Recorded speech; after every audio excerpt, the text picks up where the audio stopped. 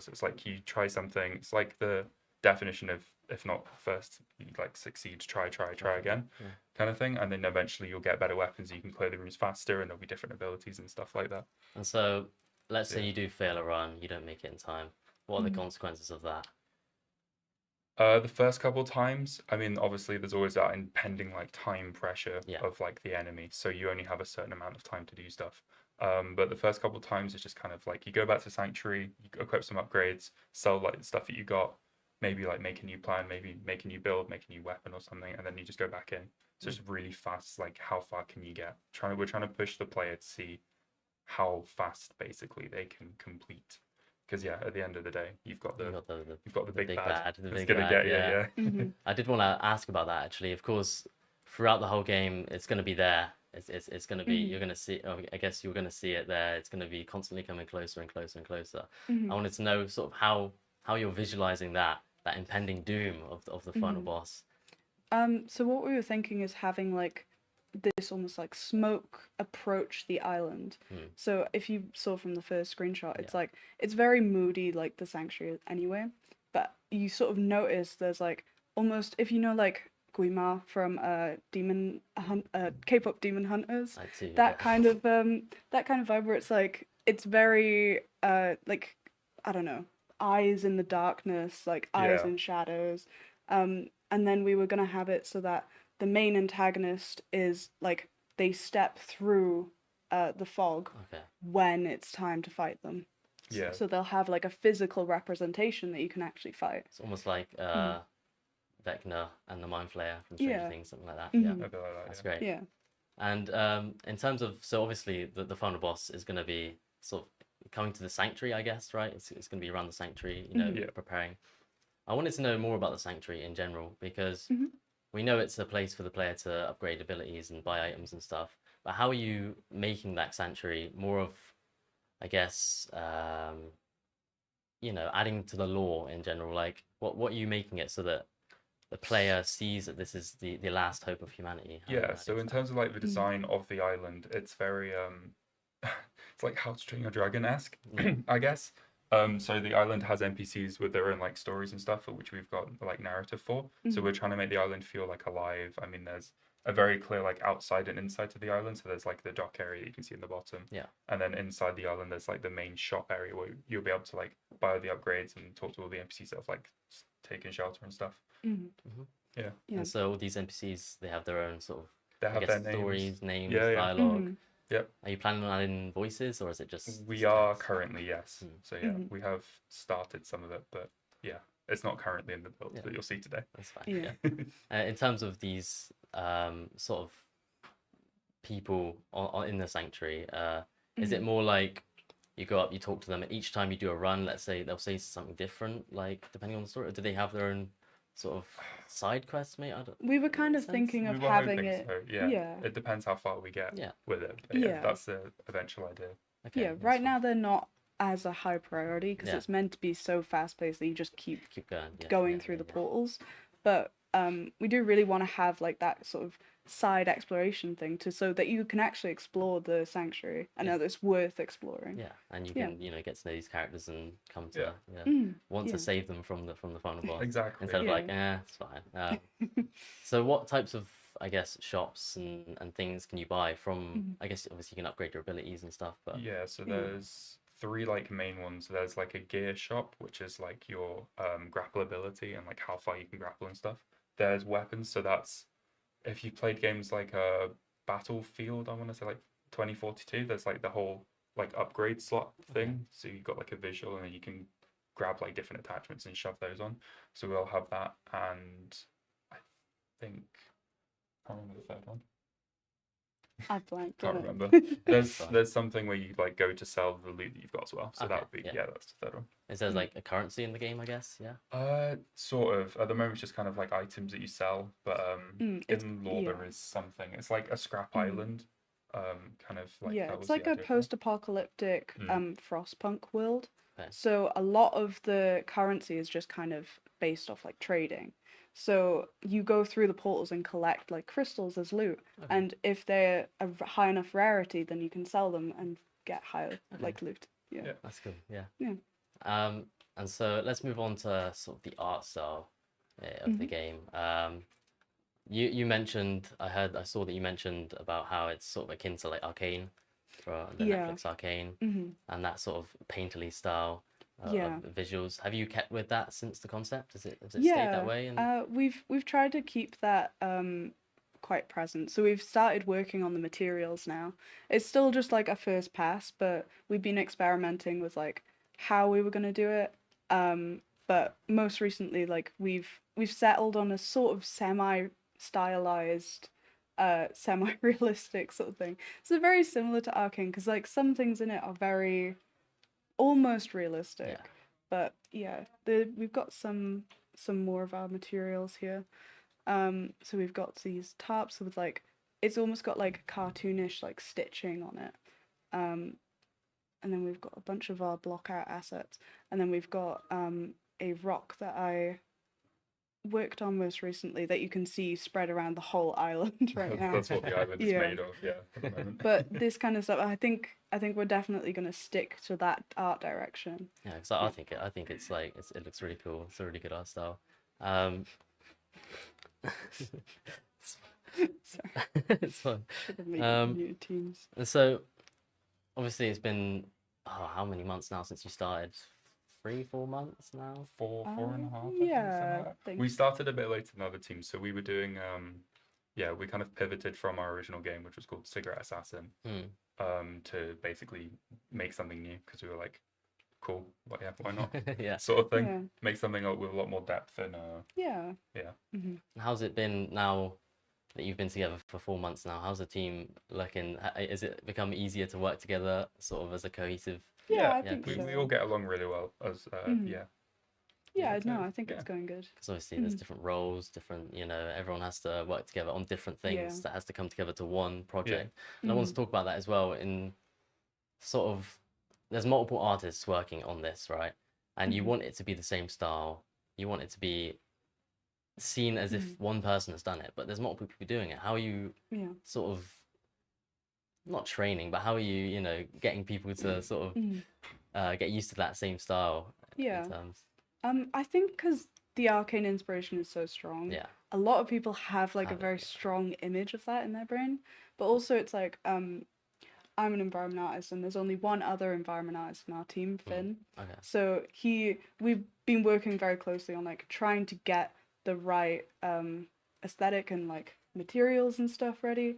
And I think we're doing okay with matching it so far, but I think it's going to be something that we're going to have to keep an eye over, sort of thing. It's good. One of the final questions I want to ask before we move on to getting into your build and stuff is obviously how you guys feeling. Obviously, Expo, you've got deadlines, you've got so many things on the way. There's only a couple months left. How's the team feeling? It's meant to be a safe space. Oh god. But how are you guys feeling? Are you nervous, excited? I'd say excited, to be honest. Over the past couple of weeks, we've really, from demo day onwards, we've really brought things together. Like having some of the art assets in now makes it look so much more complete and stuff. I feel like the balls only really started rolling, and like now we can just really get along with into it. We've done all the like coding and everything, and now it's just everything else. Like all the art stuff, all the VFX and everything. Making sure everything's ready to go. I'll show you actually some of the VFX that are in. Yeah. So we've been making some of the attacks. There's just some stuff that I've made. So you'll see these in the build in a minute, and then also there's just a couple more. So yeah. Nice. I like that crystal wave attack. Let's go. Yeah, it took a very long time. Very long time. Oh god, I can imagine. Yeah, there you go. Okay. Yeah. So if you want to load up your build. Do I have to move this mic a bit? Yeah, you can if you want. So just move it like that. That's fine.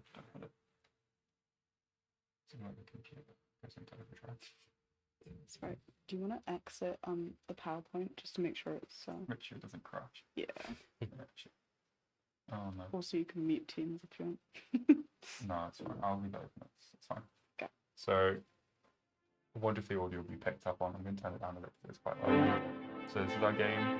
This is like our main menu. So one of the most recent things we've done is started to redo the UI. So we're kind of looking into how to make it look polished, I guess would be how I'd say that. And then yeah, this is our sanctuary level. So we have like a little intro cutscene, and then we've got like the dock areas of like some of the effects for fireflies. We've got, so this is the character model. This is like the proxy model that we have. So this is what the character will look like in the game, rough like estimate of that. And then yeah, you just kind of run around and shoot, you can scan things to find items. The whole shop thing works through NPCs. So basically you'll have different things that you buy. So you can see buy for 20, I'm 0 at the moment, it doesn't run. But yeah, That's cool. stuff like that. Should we explore the sanctuary a little more? Yeah. You go up. Let's go up the stairs. Let's see what's up there. Right now we're still like in the middle of the grey boxing stage, so there's some things that have materials, some things that don't. Yeah. But yeah, hopefully soon it will be a little bit more polished. But yeah, I will it's also getting say there. this is all development, so if there are bugs, It's fine. Don't hold it yeah. against them, please. So yeah, you go through a portal, and then you get this like Oh, that's cool. I like that. cinematic thing. I like that. To wait for it to load.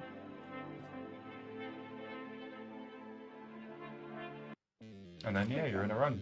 So you're basically forced straight in. So you've got like a grapple ability with E, so you can see when I highlight things. And then yeah, I've spawned in all the enemies. So they will launch stuff at you.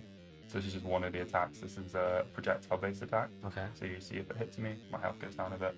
And then when you shoot them, they do this really cool thing where they dissolve. Oh, that is cool. I like And that. then we also have a slice. This is one of our programmers. Oh. Where you cut the entire mesh in half and then Ah. it dissolves, which looks really cool. That does look cool. So yeah, you just want to kind of clear all the rooms, and as you play, the enemies drop things. So when you go back to Sanctuary after a run, you can see what you picked up. Okay. So yeah, you go into the next room, all the enemies spawn. If you press tab, you can scan to like see where things are Oh. if you get lost. Yeah, because you have to clear the enemy, like all the enemies Yeah, in each so room you to see there's a door there, progress. so you can't get out. Okay. Which is why you kind of need the scan to make sure you Yeah. have everything. Yeah. So I guess it's like, does it tell you how many enemies there are, or is it just like you keep going until they're You all just gone? go until Yeah. they're all gone. Yeah. Yeah. So you can see here, there's some of the effects. So if we have different attacks and stuff.